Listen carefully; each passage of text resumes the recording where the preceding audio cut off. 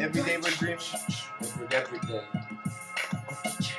Every day we're Mercedes-Benzing around corners quick with friends who like to smoke blunts in the back with champagne and really fine girls. We call them models here, but everywhere they're so beauteous. Beauty West, Beauty Bus, Beauty Bus, Dr. Stardo. That's the receipt. The forms are similar, but we do this.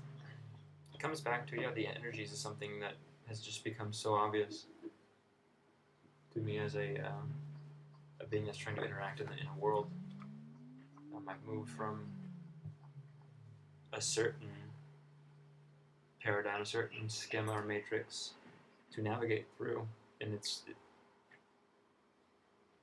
attracted this more expansive and flexible, adaptable paradigm, which is going to be necessary for evolution to occur. Evolution. What's evolution? Changing for what? Towards what? God.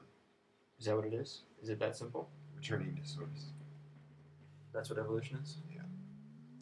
The ultimate end of evolution is returning to source.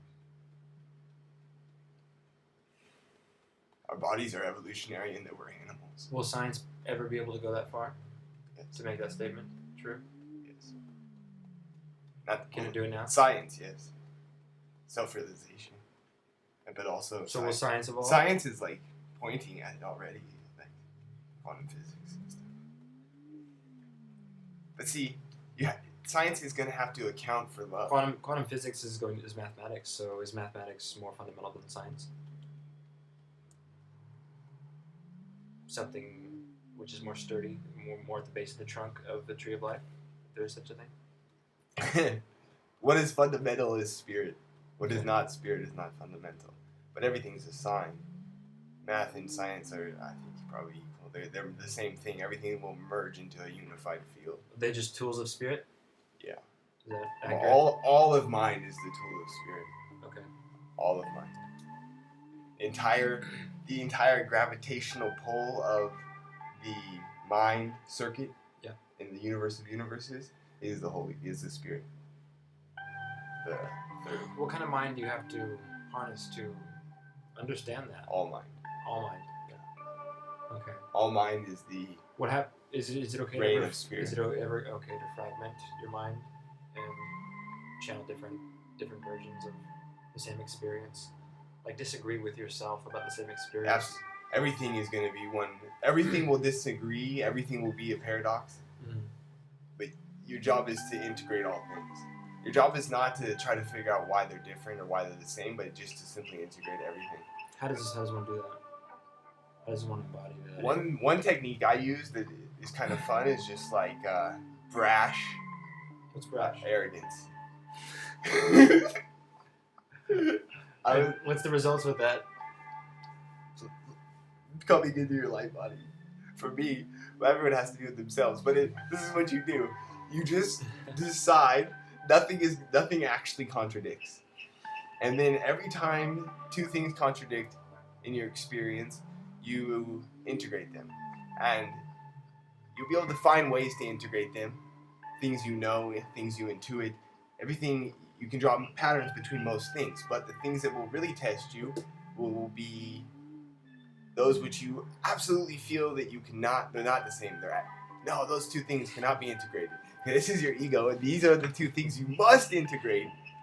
Do not leave this big one. You have to integrate everything, even if it's life and death, if it's murder and love, whatever two things you feel like are totally opposite. Those two things you must make one.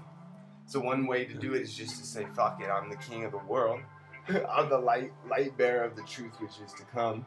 And I just say they're fucking one. Mm-hmm. And you can just kind of... Is that be that which you want to see in the world? Is that the same thing, the energy of? Create an image intention in your mind's eye, and then open your heart and feel love toward the image. Or imagine this, if it's like wind on your skin, if you're on a boat or something, like make it sensory, and then let it all go. And the ripple goes out. Yep. If you get hung up on the form, it will still come, but then you're stuck in the world of forms, and the world of forms it's going to actually weigh you down. Yeah. So and you'll get lost. You'll be good for a while. You'll be creating your life, but you'll start to get way down, and you'll forget that you're creating your reality. And the forms can be word forms, physical avatars. Yeah. So if you get stuck or caught up on any of these Family things, games. anything that condenses to something you can focus on. Interpersonal like dramas in your life. Yep, that's another form. You gotta delete these like repetitious patterns, like people at work, things that irritate you. You have to. Yeah, that requires a glitch. Yeah. Be creative. Yeah. It doesn't have to be the same old. Yeah. That's what's the spark of. That's what keeps us going. Live in the moment that is now and enjoy it, and just it's hard. It's not so clear at first, but just give up. Just kind of give up that you think you know what's going on, and just fall backward. Literally go to the ocean if you can, or even a pool, and just let yourself fall backward into the water, and that's the feeling that you have to go through. You have to give up. You're really small. You are God, my friend and my brother, but you're not the absolute. And so you're both things. You're everything, but you're also. Go look at a mountain and try to tell me that you're God.